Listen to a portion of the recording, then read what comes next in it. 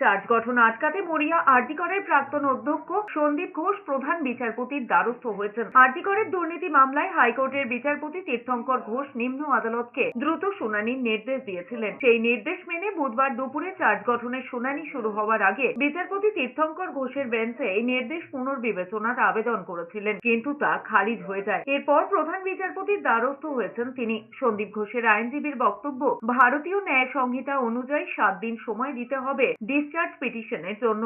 তাদের প্রায় 20,000 পাতার চার্জশিট দেওয়া হয়েছে, যা পড়ার সময় দেওয়া হয়নি বলে অভিযোগ। কিন্তু বিচারপতি তীর্থঙ্কর ঘোষ পাল্টা বলেছেন, কিছু বলার থাকলে নিম্ন আদালতে গিয়ে বলতে, তাই আগের নির্দেশ পরিবর্তন করা হবে না। ঠিক তারপরে ওই নির্দেশ চ্যালেঞ্জ করে প্রধান বিচারপতির দ্বারস্থ হয়েছেন আরজি কর হাসপাতালের প্রাক্তন অধ্যক্ষ। আরজি করে চিকিৎসককে ধর্ষণ খুনের অভিযোগের মধ্যে হাসপাতালে আর্থিক দুর্নীতির বিষয়টি সামনে আসে। সেই মামলায় সন্দীপ ঘোষ, বিপ্লব সিং, অফসার আলী, সুমন হাজরা, আশিস পান্ডেকে গ্রেপ্তার করে সিবিআই।